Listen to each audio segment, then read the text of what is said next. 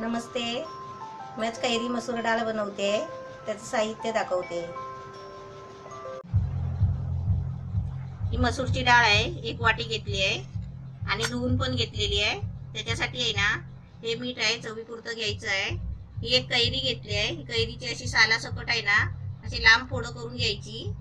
अशी लांब लांब अशी कापं करून घ्यायची. आणि त्याच्यासाठी आहे ना, ही अद्रक लसूणची पेस्ट घेतली आहे, 1 चमचा छोटा. हे मिरची आहेत, हे 2 मिरची लांब होते, त्याचे 2-4 तुकडे करून घेतले. सुकी मिरची म्हणजे बेडकी मिरची आहे. आणि 2 आहे ना हिरवी मिरची आहे, ही बारीक चिरून घेतली आहे. त्यासाठी हा एक छोटासा कांदा घेतलाय, बारीक कापून घेतलाय. आणि कोथिंबीर आहे. आणि याच्यासाठी हे तेल आहे, हे पाणी आहे, ही हळद आहे. मी गॅस पेटवलाय आणि कुकर ठेवलाय. मी पहिलं तेल टाकते.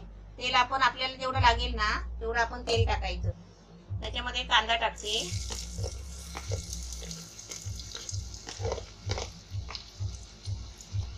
कांदा, हिरवी मिरची, ही लाल मिरची, हे सगळं जरा आहे ना तेलामध्ये चांगलं फिरवून घ्यायचं.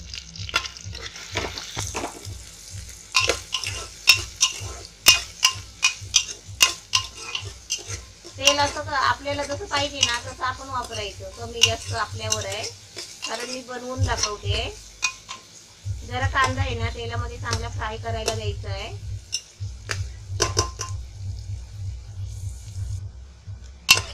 कांदा आहे ना चांगला असा भाजून घ्यायचा, कच्चा नाही ठेवायचा. कारण का माहिती आहे, कच्चा ठेवला तर ते आपली डाळ खराब होणार, संध्याकाळपर्यंत राहत नाही.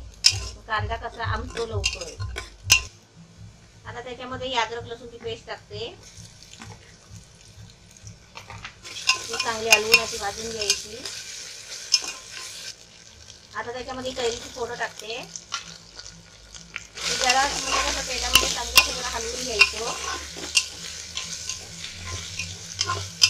गॅस फास्ट ठेवलाय, कारण मी सगळं भाजायला पाहिजे ना म्हणून. आता याच्यामध्ये मी डाळ टाकते.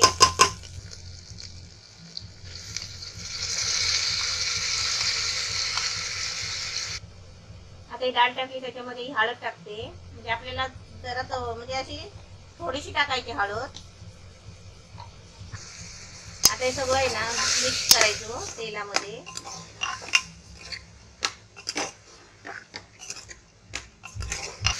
आता मी त्याच्यामध्ये आहे ना कोथिंबीर टाकते. आता याची चांगली जवळून घेतली ना. आता आपल्याला जेवढं पाणी पाहिजे ना तेवढं आपल्या मनावर आहे. म्हणजे आपल्याला पाहिजे तेवढं आपण पाणी ओतायचं, घट्ट पातळ. समजा आपण पाणी ओतून आहे ना तशी घट्ट झाली ना तर आपण नंतर पण घेताना पाणी ओतू शकतो.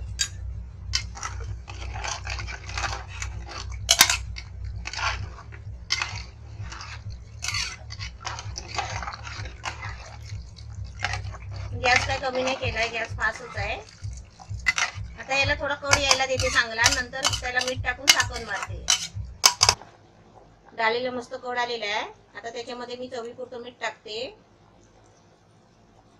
कड का काढायचा, म्हणजे डाळ वतून जात नाही. म्हणजे आपण डायरेक्ट झाकण लावलं ना ती डाळ कशी शिट्टीने वरती येते.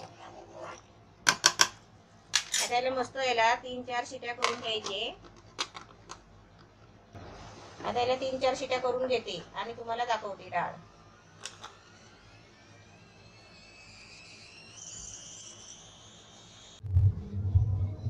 आपण बघूया आता कुकर खोलून. 4 शिट्या चांगली झालेली आहे.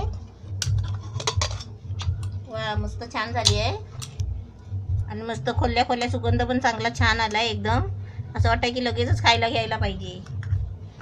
आता मस्त आहे ना, हे तुम्हाला मी काढून दाखवते. मस्तच झालेली आहे आपली कैरीची मसूर डाळ. मस्त छान झालेली आहे आणि एकदमच मस्त झालेली आहे. अशी तुम्ही आता कैरीचं सीझन चालू आहे, तुम्ही अशा कैरीची डाळ बनवू शकता.